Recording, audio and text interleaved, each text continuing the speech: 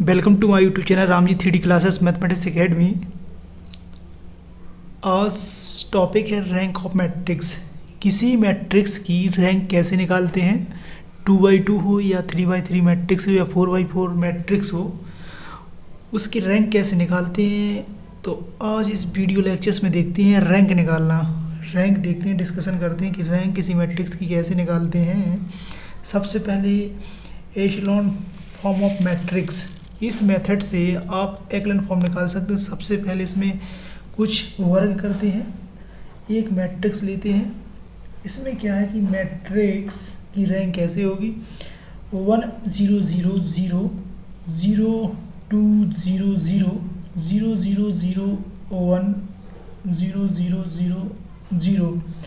अगर इस मैट्रिक्स की रैंक बोली जाए कितनी होगी, तो इस रैंक निकालने के लिए आपका क्या होगा, इसमें क्या है कि जिसमें ज़ीरो होगा उसे काउंट नहीं किया जाएगा। तो आपकी 1 2 3, क्योंकि इसमें भी डिजिट है जी, इसमें रो ही काउंट चलता है, रो R1 R2 R3। तो आपकी रैंक कितनी हो जाएगी, 3। इस मेथड का जो वर्किंग रूल है वो क्या है, एग्जाम्पल फर्स्ट एग्जाम्पल सेकंड देखते हैं। एग्जाम्पल सेकंड में क्या है, अगर अपन लोग कोई मैट्रिक्स लेते हैं, अगर मैट्रिक्स की इसमें क्या है, सबसे पहले यहाँ 1 होना चाहिए, 2 3 4। और इसमें क्या है कि इस मैट्रिक्स में अगर सारे एलिमेंट्स 0 0 हैं इस तरीके से, तो अगर इस मैट्रिक्स की रैंक देखी जाए तो कितनी होगी, इस रैंक जो मैट्रिक्स की रैंक होगी वो क्या होगी, 1 होगी, क्योंकि इसे भी काउंट नहीं किया जाएगा ना। इसे इसमें डिजिट है रो में, तो आपका R1 R2 R3 इसे काउंट किया ही नहीं जाएगा।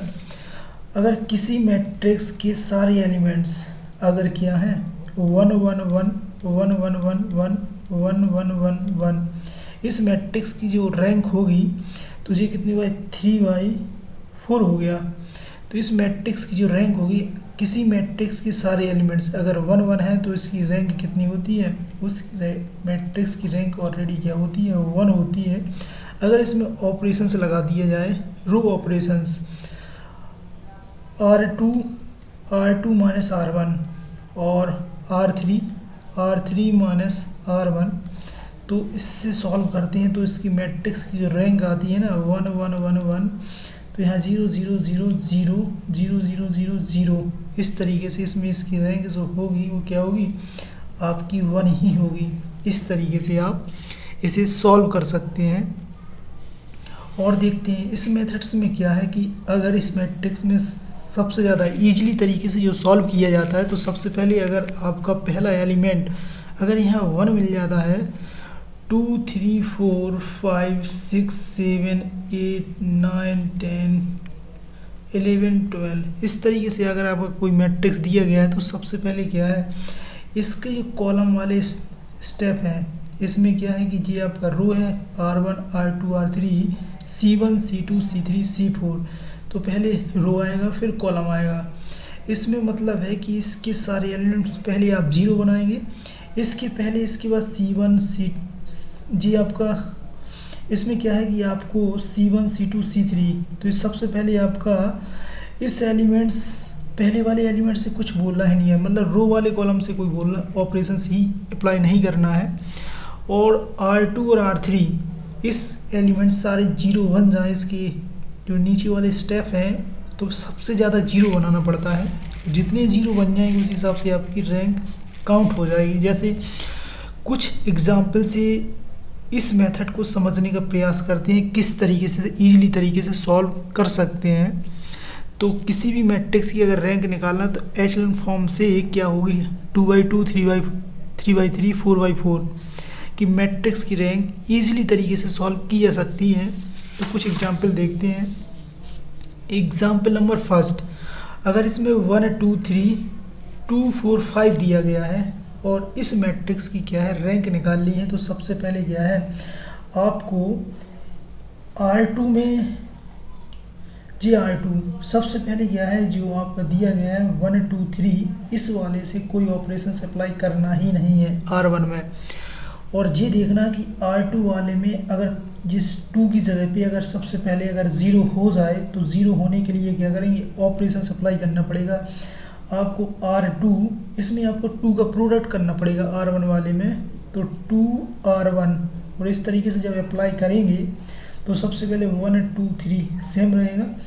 इसी सेम रहेगा, इसमें जब 2 का प्रोडक्ट होगा तो ये 0 हो जाएगा। इसमें अगर 2 का प्रोडक्ट होगा और 4 में से 4 जाएगा तो क्या हो जाएगा, 0 हो जाएगा। 5 रखेंगे सेम, और इसमें क्या 6, तो आपको -1 बचेगा। इसके बाद अगर कोई ऑपरेशंस और भी लगाते हैं तो आपका क्या होगा, आपको जो डिजिट सेम ही आएगी। इसका मतलब है कि इसकी जो रैंक होगी वो कितनी होगी, 2 होगी, क्योंकि इसमें भी डिजिट है और इसमें भी डिजिट है। अगर ये डिजिट आपका 0 हो जाता तो इसे काउंट नहीं करते, तो आपका रैंक 1 मानी जाती। अगर यहाँ 0 है, यहाँ पे भी 0 होता तो भी क्या होती, रैंक आपकी 2 ही होती, क्योंकि इसमें कोई भी डिजिट होती तो उसे काउंट किया जाता है। लेकिन इसमें जो भी ऑपरेशन काउंट करते हैं वो इसमें से कॉलम काउंट नहीं करते, सिर्फ रो ऑपरेशंस काउंट करते हैं। तो R1 R2 होती। नेक्स्ट एग्जाम्पल से समझने का प्रयास करते हैं। Example number 2। सबसे पहले क्या करते हैं, आपको बोला गया है कि आपको R1 ऑपरेशन से कुछ बोलना नहीं है, R2 और R3 इसमें इतनी ऑपरेशन अप्लाई करना है। R2 R3 में कि सबसे पहले क्या है कि 1 के नीचे जितने भी आप 0 बना सकते हैं। देखो इस R3 में तो 0 ऑलरेडी बना हुआ है, आपको R2 में क्या करना है, R2 में 0 बनाना है। अगर 0 बनाने के लिए क्या करते हैं, यहाँ पे 2 का प्रोडक्ट करना पड़ेगा, R2 - 2 R1। सबसे पहले क्या है कि अगर अपने से अप्लाई करते हैं 1 2 3, और अगर इसमें 2 का प्रोडक्ट करेंगे तो आपका ये 0 हो जाएगा। और अगर यहाँ 1 रखेंगे और इसमें 2 का प्रोडक्ट होगा तो 4 में से 1 तो -3 हो जाएगा। इसे जब अप्लाई करेंगे 0 तो - क्या हो जाएगा, 6 हो जाएगा। और 0 1 और 2 आपका सेम रहेगा। इसके बाद ऑपरेशन 1 और चेक कर लेते हैं। इसके बाद इसकी जो सबसे लास्ट है R3, देखो इसके नीचे के 0 बनाया जाता है और इसके सबसे नीचे वाला 0 बनाया जाता है सबसे पहले। और इसके बाद अगर R2 हो जाए तो और ही अच्छी बात है। तो सबसे पहले क्या है, इसके नीचे के अपन 0 बनाने का प्रयास करते हैं कि कितने ऑपरेशंस और 0 हो सकते हैं ऑपरेशंस लगाने से। तो R3 चेक करते हैं। R3 में अगर ये 1 और 2 की जगह 0 आ जाए तो सबसे पहले ऑपरेशन चेक करेंगे, कैसे अप्लाई करेंगे जी आपके 0 बन जाए। तो सबसे पहले अगर 1 की जगह 0 बनाने के लिए क्या करेंगे, R3 इसमें अगर आपका R3 में 3 का प्रोडक्ट कर दिया जाए और प्लस इसे ऐड कर दिया जाए R2 को, तो जी क्या हो जाएगा, 0 बन जाएगा। तो देखते हैं, प्रयास करते हैं। 1 2 3 0 -3 -6। सबसे पहले इसको 0 बनाते हैं 1 की जगह पे, तो आपका ये 0 ऐसे ही रहेगा, क्योंकि अगर यहाँ 0 रखेंगे तो 0, R2 की जगह तो 0 जी 0 हो जाएगा। इसमें अगर 3 का प्रोडक्ट कर दिया 1 में तो 3, इसमें आपका -3 आपका क्या हो जाएगा, 0 हो जाएगा। जी आपका 6 होगा और -3 तो जी आपका क्या कर देगा, 0 कर देगा।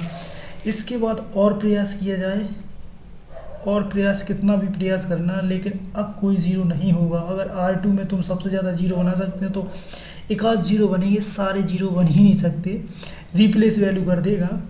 इसका मतलब है कि आपको इसे काउंट नहीं करेंगे। और जी आपका R1 है, इसका मतलब है आपकी रैंक कितनी होगी, 1 और 2। तो इसका मतलब इस मैट्रिक्स की जो रैंक निकलेगी वो क्या निकलेगी, 2 निकलेगी। तो आपने देखा किस तरीके से ईजिली तरीके से रैंक आप निकाल सकते हैं। तो आपको ऑपरेशन से अप्लाई करना पड़ेगा और रैंक निकाल सकते हैं। नेक्स्ट एग्जाम्पल देखते हैं। अगर एग्जाम्पल नेक्स्ट देखते हैं 3rd, आपको इस तरीके से मैट्रिक्स दिया गया है और कहे रैंक निकालो, इस मैट्रिक्स की रैंक कितनी है। तो किस तरीके से बताओगे आप रैंक निकालने। सबसे पहले इसके प्रिंसिपल जो डायगोनल दिए गए हैं, अगर जितने जी एलिमेंट्स दिए जाते हैं 1 2 3 4, तो सिंपली तरीके से भी हो जाएगा, जी क्या हो जाएगा, रैंक ऑलरेडी 4 हो जाएगी इस तरीके। क्योंकि देखो R1 R2 R3 R4, जी 4x4 का मैट्रिक्स दिया गया है, लेकिन इसे क्या लिख सकते हैं, सिंपली वे में R4 लिख सकते हैं। और तो जी प्रिंसिपल डायगोनल में है तो 1 0 0 0 1 0 0 0 1 0 0 0 0 1। इस तरीके से 4x4 मैट्रिक्स में जितने जी आपको प्रिंसिपल डायगोनल में जितने जी आइडेंटिटी दिए गए हैं उसी को काउंट कर लेते हैं। तो आपको क्या है, रैंक निकाल सकते हैं। R1 R2 R3 R4, इसमें भी डिजिट मिला, इसमें भी डिजिट मिला, इसमें भी डिजिट है, इसमें भी डिजिट है। कोई भी एक डिजिट होगी तो उसे काउंट किया जा सकता है, इसलिए इसकी रैंक कितनी आई, 4 है रैंक। नेक्स्ट देखते हैं जैसे ये 4x4 मैट्रिक्स दिया गया है, इस मैट्रिक्स की रैंक निकालनी, जैसे अभी आपको बताया गया है ऑपरेशन से भी रैंक निकाली जा सकती है। सबसे पहले क्या करता है, एकलन फॉर्म क्या करता है, इसके नीचे के सारे एलिमेंट्स आपके 0 बनाना है। इस ऑपरेशन से R1 से कुछ नहीं बोलना है, R2 R3 R4 इस सारे एलिमेंट्स की जगह 0 होने चाहिए। तो आपको क्या है, R2 में से R1 सब्ट्रैक्ट कर देना और R3 में से R1 सब्ट्रैक्ट कर देना, R4 में से R4 माइनस की R1। जी आप ऑपरेशन से अप्लाई कर देंगे तो सारे एलिमेंट्स क्या हो जाएंगे, 0 0 हो जाएंगे। तो जी 1 1 1 1 J0 J0 J0 0 0 इस तरीके से सारे एलिमेंट्स क्या हो जाएंगे आपके, R2 R3 सारे एलिमेंट। तो आपका बचेगा क्या, ऑलरेडी 1। तो इसका मतलब है कि एक आपका सिर्फ रो बचा हुआ है, R2 R3 R4 सारे 0 हो जाएंगे। इस तरीके से आप रैंक निकाल सकते हैं। तो इस तरीके से आपने देखा कि रैंक एकलन फॉर्म से 4x4 या 3x3 की रैंक बहुत ईजिली तरीके से निकाल सकते हैं। नेक्स्ट मेथड देखते हैं, फिफ्थ। इसमें क्या है, नेक्स्ट एग्जाम्पल देख सकते हैं, एग्जाम्पल नंबर 5। एक आध एग्जाम्पल और समझते हैं। एग्जाम्पल नंबर 5, जैसे आपको ये मैट्रिक्स दिया गया है, अगर हम इसकी कहें कि रैंक निकालनी तो सबसे पहले ये देखना इस मैट्रिक्स के पहला एलिमेंट्स अगर 1 आता है तो इससे में क्या है, कैलकुलेशंस करने में प्रॉब्लम्स नहीं रहती है, इसलिए यहाँ पे सबसे पहले 1 देखा जाता है। अगर 1 नहीं होगा तो कॉलम को रिप्लेस कर लेना, लेकिन ऑपरेशन जो अप्लाई करोगे आपको रो ऑपरेशन ही अप्लाई करना है। तो सबसे पहले अगर इसमें आपका 1 है तो सबसे पहले इस एलिमेंट्स के सारे आपको एलिमेंट 0 बनाने पड़ेंगे, R2 और R3। 2 और 3 की जगह अगर 0 बन जाएंगे तो सबसे पहले आपको ऑपरेशन से लगाना पड़ेगा। इसमें R2 माइनस के 2 R1, इसमें 2 का प्रोडक्ट करना पड़ेगा और 2 में से 2 जाएगा तो 0 हो जाएगा।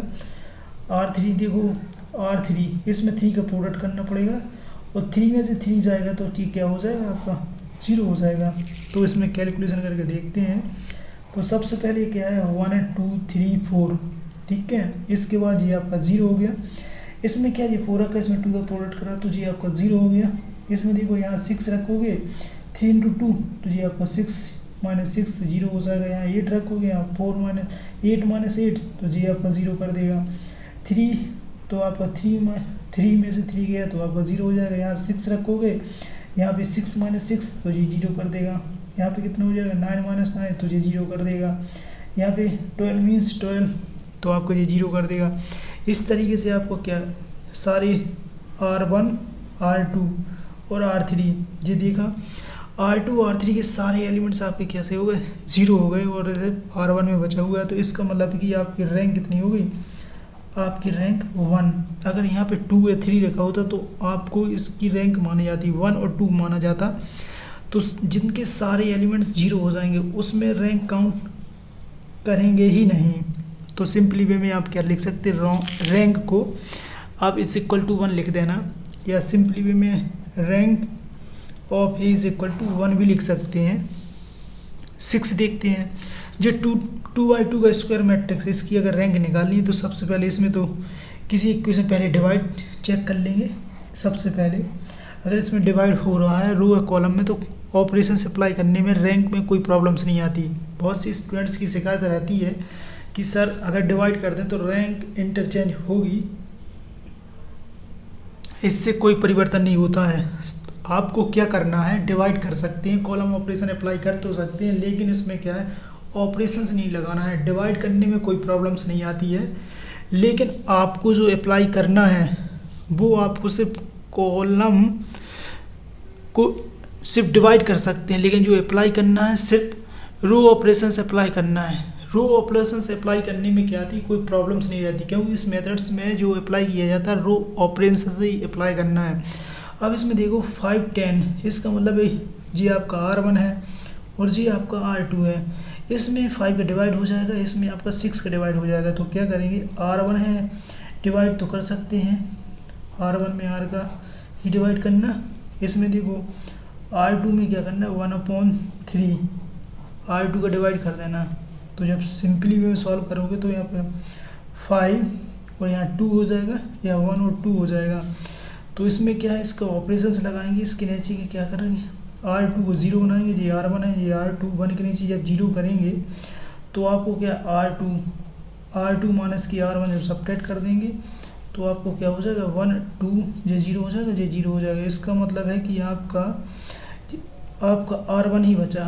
तो इसका मतलब है कि जो ऑपरेशन से निकलेगा rank of A is equal to क्या हो जाएगी 1 हो जाएगी। इस तरीके से देगा 2/2 या 4/4 या 3/3